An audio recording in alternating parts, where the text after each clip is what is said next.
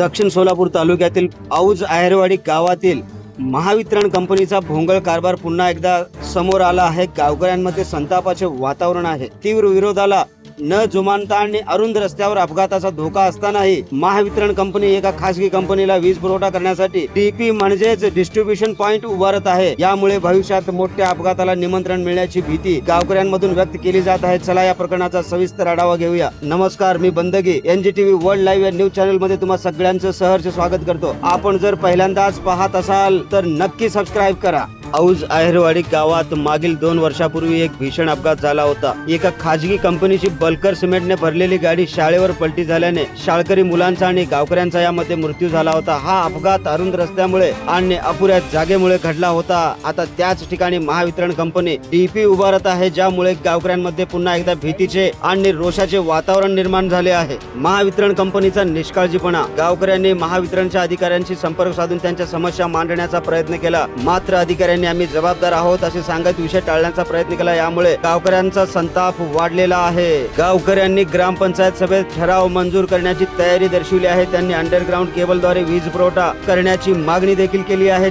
याकडे पूर्णतः दुर्लक्ष केले आहे। गावकऱ्यांच्या विरोधाला दडपण्यासाठी महावितरण पोलीस प्रशासनाची मदत घेतल्याचा आरोप आहे। यामुळे गावकऱ्यांमध्ये आणखी नाराजी पसरलेली आहे। गावकऱ्यांनी आपला रोष व्यक्त करताना म्हटले आहे, आम्ही अंडरग्राउंड केबलद्वारे वीज पुरवठ्याला विरोध करत नाही, पण अरुंद रस्त्यावर डीपी उभारणे म्हणजे आमच्या मुलांच्या गावकऱ्यांच्या जीवाशी खेळ आहे। 2 वर्षापूर्वीचा अपघात आम्ही विसरलो नाही, पुन्हा असा अपघात व्हायला नको। गावकऱ्यांनी महावितरणच्या निष्काळजी धोरणावर तीव्र नाराजी व्यक्त केली आहे। या बातमीवरती आपली काय प्रतिक्रिया आहे ते आम्हाला कमेंटद्वारे नक्की सांगा। असे अधिकारी जर असतील तर गावकऱ्यांचं काय अवस्था होईल यावरती तुमची काय प्रतिक्रिया आहे ते आम्हाला कमेंटद्वारे कळवायला विसरू नका आणि NGTV वर्ल्ड लाईव्ह या न्यूज चॅनलला सबस्क्राईब करायला देखील विसरू नका। बोला। असं 2 मिनिटाला 1 मिनिटाला बलकर येते, साईडकडे तुटलेले, एखादा पोल तुटला तर तो पोल माझ्या घरावरच पडतोय।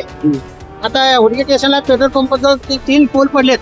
ते अपघात बघून माझी बायको रात्री गटकून रोज उडते। इथं 2-3 आमच्या बायका, आमच्या म्हातारी आई रोज भीती जास्त थरथर कापते ती। आणि ह्या ठिकाणी त्यांनी ते आता पोल राहून दंडामुडपी करून ह्या ठिकाणी आम्हाला दमदाटी करून ह्या ठिकाणी पोल प्रोटेक्शन आणलंय। कायदेशीर कुठलंही नाही, सगळं अनाधिकृत काम चालू आहे। त्या कोळी साहेबांना पण आम्ही सांगितलं होतं, रिक्वेस्ट करून सांगितलं बाबा तुम्ही अंडरग्राउंड द्या। त्यांची बाजू मांडतात, त्यांना कास्टली होते म्हणून। मी म्हणतो MSCBला पैसे मिळतात, कंपनीवाल्याला पैसे मिळतात, लोकांचं जीव झाले ह्याचं काय कोण भरून देणार आहे? अरे रवीची भाषा इथं ती मजूर लोक, तुम्हाला आम्ही प्रोटेक्शन दिलेलं आहे, आम्ही ह्याच्यासाठी बोलतोय। तुम्ही सर तुम्ही काय तर हे करा असं प्रोटेक्शनला आलेले पोलीस म्हणतात। नमस्कार, मी महादेव हनुमान सलगर, सुखदेव हनुमान सलगर, अशोक हनुमान सलगर, दत्तात्रेय मनोहर सलगर, हे सिद्धाराम यशवंत सलगर, तसेच दत्तात्रेय तात्या सलगर।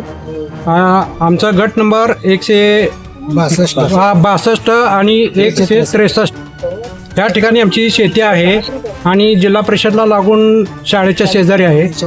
2 वर्षापूर्वी ह्या ठिकाणी ॲक्सिडेंट झाला। हा सगळा जिल्हा तालुका पूर्ण महाराष्ट्र जाणतोय। इथं 4 शाळकरी मुलं आणि 2-3 वृद्ध माणसं मयत झालेला आहे। हा रोड हा कंजेक्टेड आहे आणि हा रस्ता हा माझ्या शेतातच गेलेला आहे, पूर्वीपासून काही वेगळा नाही। परंतु आता सध्या ज्या रेल्वे कठडा बांधलेला आहे तिथं जुनी विहीर होती, ती विहीर आम्ही झापलेली आहे। झापून आमचं तिथं एक दुकान केलेलं आहे आणि त्या आमचे आजोबा आजी सगळे इथं राहतात। आता हे लोक MSCBवाल्यांनी इथं 24 घंट्यासाठी एका कंपनीला, खाजगी कंपनीला लाईट देत आहे। त्यांनी आम्हाला कुठल्याही प्रकारची रितसर नोटीस दिलेली नाही, पहिली गोष्ट, आणि आम्हाला कुठल्याही प्रकारचं इंटिमेशन दिलेलं नाही आहे लेखी स्वरूपातलं। म्हणूनसाठी आम्ही लेखी कुठं अर्ज केला नाही। आज डायरेक्ट ते लोक पोलीस प्रोटेक्शन घेऊन येऊन दंडामुडपीनं माझी गच्ची धरून माझा मोबाईल हिसकाटून घेऊन काम करतायत आणि माझं MSCBवर आक्षेप आहे की हा रोड आता पुन्हा वाढणाऱ्या भविष्यात मला तर कुठल्या प्रकारचा मोबाईल नाही आणि पुढचं भविष्य लक्षात घेऊन मी त्यांना खालचं लाईट अंडरग्राऊंडसाठी मान्यता दिली सर, मी स्वतः शेतकऱ्यांनी, तरीसुद्धा ते घेऊन जायला तयार नाही। तर ते मागाड पडतंय, तुम्ही काय सांगताय मला सांगायचं नाही, असं काहीतरी प्रकार चाललाय आणि हे थोडं ह्याच्या निवेदनाचा आपण स्वीकार करावा। LTची लाईन आहे 2 ठिकाणी आणि 2-4 ठिकाणी गावातून क्रॉसिंग केलंय। आम्ही म्हणतो एका ठिकाणी कुणी तर कडे न्या, ते झालं।